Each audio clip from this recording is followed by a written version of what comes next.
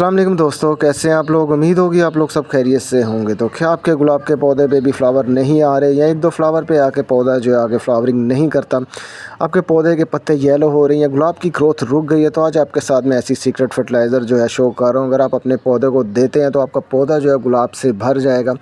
उस पर जो गुलाब आएगा काफ़ी बड़े साइज़ का आएगा। अगर छोटे साइज़ का भी है तो इस खाद से उसका साइज़ बड़ा हो जाएगा। फुल वीडियो देखिएगा तभी आपको सही समझ आएगी। तो चलें वीडियो स्टार्ट करते हैं।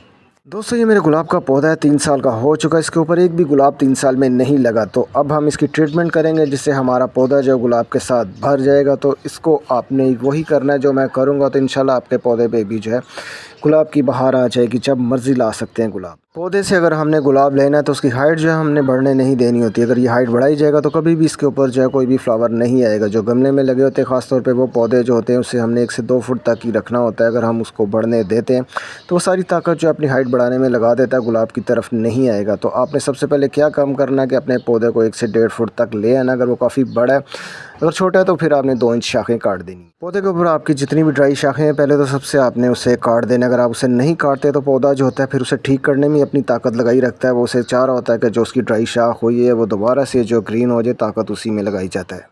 पौधा देख लिया मैंने काफ़ी ज़्यादा कट कर दिया। तो गुलाब की ये टेक्निक याद रखेगा, उसे आपने जो है लाजमी कटिंग करके रखना है। 1 से 1.5 फुट तक ही अपने पौधे को रखना है। इससे पौधा जो है आपका काफ़ी ज़्यादा जो है पत्तों से भी भर जाएगा। इस पौधे के ऊपर पत्ते भी बहुत कम थे तो फ्लावर तो बहुत दूर की बात था। अब आगे जाके आप इसका रिजल्ट देखिएगा कटिंग का।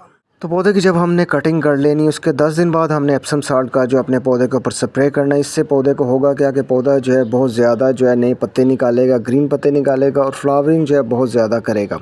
तो एप्सम साल्ट जो हमने 1 लीटर पानी में इतना सा डालना है। आपका पौधा जो है तेज़ गर्मी में भी हैवी ग्रीन रहेगा और आप देखेंगे इसका रिज़ल्ट कितना अच्छा था। आपके जितने भी पौधे के पत्ते येलो हो रहे होंगे इस वजह से ग्रीन हो जाएंगे।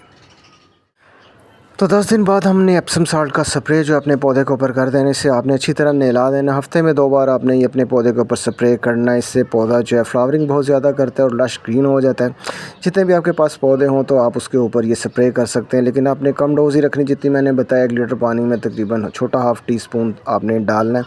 ज़्यादा डालते हैं तो फिर पौधा आपका जल भी सकता है। तो आपने अच्छी तरह जितने भी आपके पास पौधे होंगे, ये गर्मी से भी पौधों को बचाता है, तो उसके ऊपर आपने ये स्प्रे कर देना है। तो 1 महीने बाद की जब मैं वीडियो बना रहा हूँ, देख लें हमारे पौधे पे पहले कितने कम पत्ते थे। अब पौधा हमारा जो है पत्तों के साथ भरना शुरू हो गया। पहली स्टेज होती है ये पत्ते काफ़ी ज़्यादा निकालता है, इसका मतलब होता है कि फर्टिलाइज़र हमारी जो है वो काम कर रही है। उसके बाद दूसरी स्टेज होती है, उसके ऊपर ये बहुत ज़्यादा जो है फ्लावरिंग पे आ जाता है। पौधा जब दोबारा से ऊपर से नए पत्ते निकालता है तो साथ वो इधर से भी जो है नई शाखें निकालना शुरू कर देता है। अगर इस जगह से शाखें निकल रही हैं तो आपने हमेशा जो है उसे कट कर देना, उसके ऊपर नज़र रखनी। अगर यहीं से शाखें जो है निकलना शुरू हो जाएंगी तो ऊपर जब पौधे की ग्रोथ रुक जाती है, पौधा जो है आपका वहीं पर रुक जाएगा और नीचे से जो बढ़ना शुरू हो जाएगा, जिसकी वजह से पौधा फ्लावरिंग पे फिर नहीं आता और आहिस्ता आहिस्ता जो है वो डेड भी हो जाता है।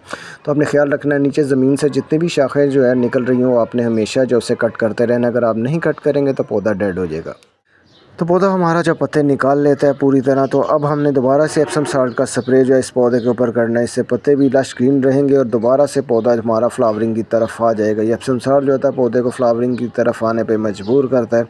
तो अपने हफ्ते में 1 से 2 बार ये स्प्रे अपने पौधे के ऊपर करते रहना और पौधा जो है आपका 6 से 7 घंटे की धूप में होना चाहिए।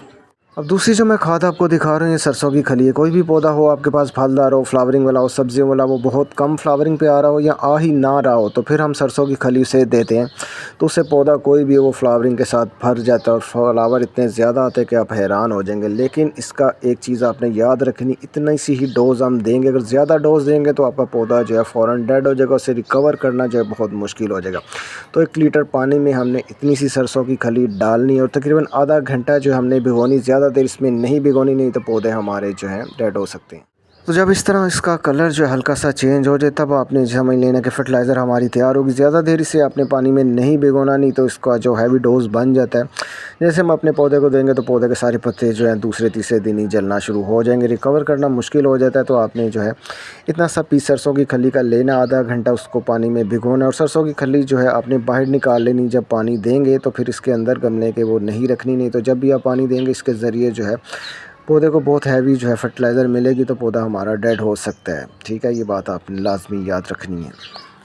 हमारा पौधा जो है 3 साल बाद फ्लावरिंग पे आ चुका है। तकरीबन 3 महीने का हमारा ये प्रोसीजर रहा है और पौधा हमारा माशाल्लाह से घना भी हो गया। इसके ऊपर मज़ीद जो है ये देख लें कलियाँ भी निकलना शुरू हो चुकी हैं। अभी पौधा जो है फ्लावरिंग पे है और साथ मज़ीद जो है कलियाँ इसके ऊपर आना शुरू हो गई हैं। अगर आपके दिल में कोई सवाल हो किसी भी पौधे के बारे में आप मुझसे पूछ सकते हैं। अगर आपको मेरी वीडियो अच्छी लगी है तो वीडियो को लाइक करें और लोगों तक शेयर करें कि हर घर में गुलाब का पौधा होना चाहिए।